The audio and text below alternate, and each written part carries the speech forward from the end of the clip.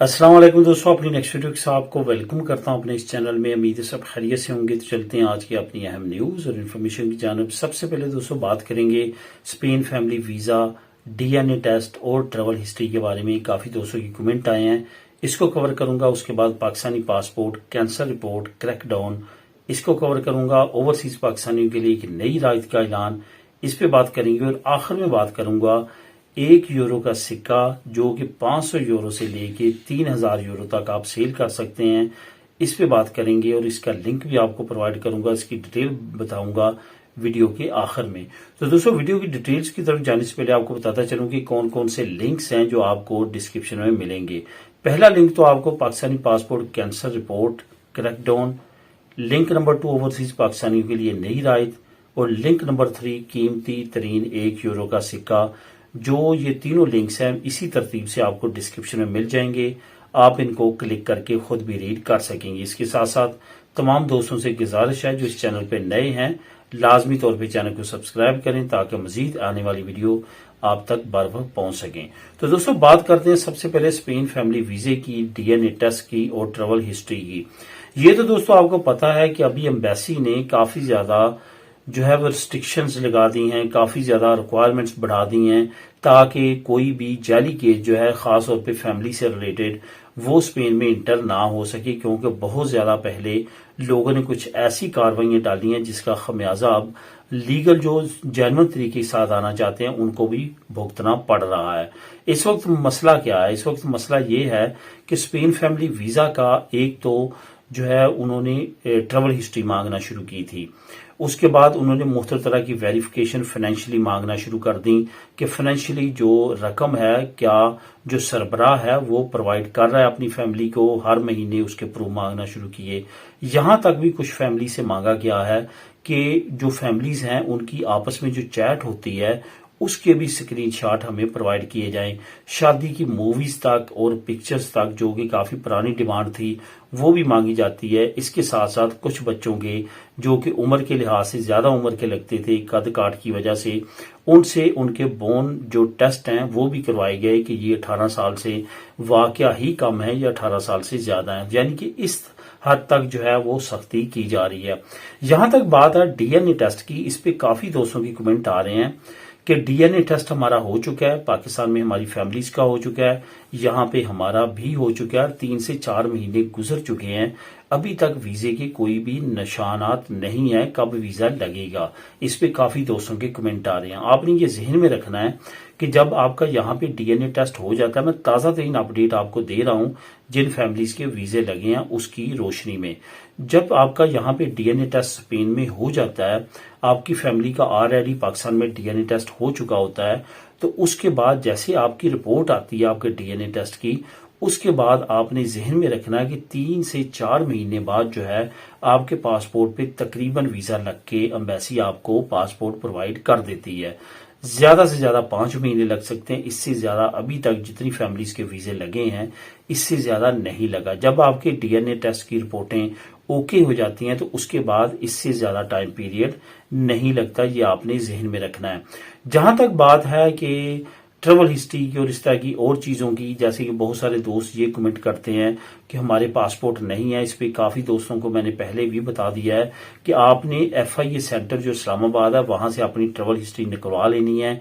उनके पास आपकी तमाम ट्रेवल हिस्ट्री होती है कि कौन सी डेटों पे आप पाकिस्तान में आए थे और आपने विजिट किया था और कितने दिन रहे थे। ये सारी चीजें जो है आप वहां से निकलवा सकते हैं और ये एम्बेसी एक्सेप्ट करती है। ऐसा नहीं है कि एम्बेसी एक्सेप्ट ना करे, ये उनके कवानीन के मुताबिक है। यही वजह है कि बहुत सारे दोस्तों ने ट्रेवल हिस्ट्री निकलवा के दी है और उनके वीजे लगे हैं। ये दोस्तों तमाम चीजों को आपने तैयार रखना है। जो आप स्पेन में रहने वाले हैं, अपनी फैमिली को बुलवाना चाहते हैं और आप प्रोसेस शुरू करना चाहते हैं, इन चीजों को पहले प्रिपेयर करें, जहनी तौर पे तैयार रहें, अपने डॉक्यूमेंट को A to Z बिल्कुल प्रिपेयर रखें ताकि आपकी जो आने वाले वक्त में प्रॉब्लम्स हैं वो सॉल्व हो सकें। और बहुत ज़्यादा केयरफुल हो के तमाम चीज़ों को लेके चलें, नामों के स्पेलिंगों को, डेट ऑफ बर्थों के, पासपोर्ट, बाकी डॉक्यूमेंट की हर चीज़ को मैच करें, बार बार मैच करें कि बिल्कुल करेक्ट है, तब अपने केस को इनपुट करें। एक भी चीज़ का फाल्ता लग जाता है तो ये समझ लें 3 से 4-5 महीने आपका केस पीछे चला गया। और अगर आपके ज़्यादा ब्लंडर्स केस में निकलते हैं तो केस वापस भी हो सकता है। आपको दोबारा से नई प्रिपरेशन तमाम केस की करना होगी, आपका पैसा टाइम सारा ज़ाया होगा। इस वजह से पहले ही आपने तमाम चीज़ें स्टेप वाइज जो है वो मैनेज कर लेनी है। अब दोस्तों बात करते हैं पाकिस्तानी पासपोर्ट कैंसल रिपोर्ट और क्रैकडाउन के बारे में।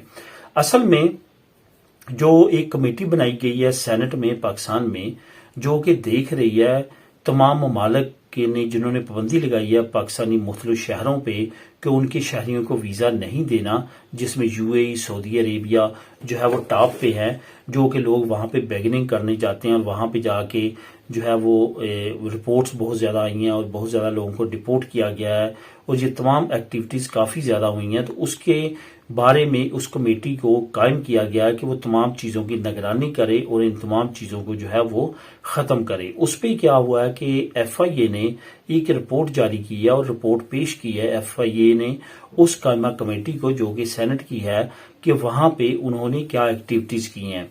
उन्होंने तकरीबन 8,000 के करीब अब तक पासपोर्ट कैंसिल कर दिए हैं जो लोग डिपोर्ट हुए थे किसी भी कंट्री से। ये याद रखें, अब UAE और सऊदीया तक बात नहीं रही, बल्कि यूरोपीय यूनियन से, यूरोप के साथ साथ अमेरिका से, UK से, ऑस्ट्रेलिया से, तमाम दुनिया के मालिक से जहां जहां से पाकिस्तानी डिपोर्ट हुए हैं उन तमाम के लोगों के पासपोर्ट जो हैं वो कैंसिल कर दिए गए हैं ताकि उनकी वेरिफिकेशंस की जा सके, इंक्वायरीज की जा सके और उसके बाद उनको क्लियर किया जाए या उनको जुर्माने किए जाए या सजाएं दी जाए।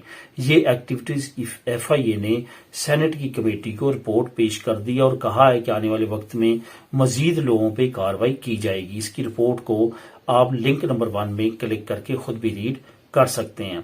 अब दोस्तों बात करते हैं ओवरसीज पाकिस्तानियों के लिए नई राहत की। ओवरसीज पाकिस्तानी, जैसा कि आपको पता है कि इन पे कभी तो मोबाइल ले जाने पे टैक्स लगा दिया जाता है, कभी इनकी प्रॉपर्टी पे टैक्स आधा माफ कर दिया जाता है, कभी इनसे डबल लेना शुरू कर दिया जाता है, कभी कोई कानून कभी कोई कानून। अभी जो ताज़ा तरीन नया कानून जो इनके लिए जो है वो पेश किया गया है उस पे भी ये कहा गया है कि ओवरसीज पाकिस्तानियों को खास राहत दी जाए। ये राहत क्या है? इसमें यह है कि आप कोई भी प्रॉपर्टी खरीदेंगे, कोई भी वहां पे एक्टिविटी करेंगे, बिजनेस करेंगे, तो आपको 0 टैक्स पे करना होगा।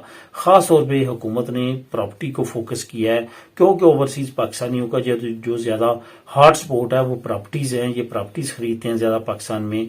तो उसके लिए कहा गया है कि जो ओवरसीज पाकिस्तानी हैं इनको प्रॉपर्टी खरीदने पे कोई भी टैक्स अदा नहीं करना होगा।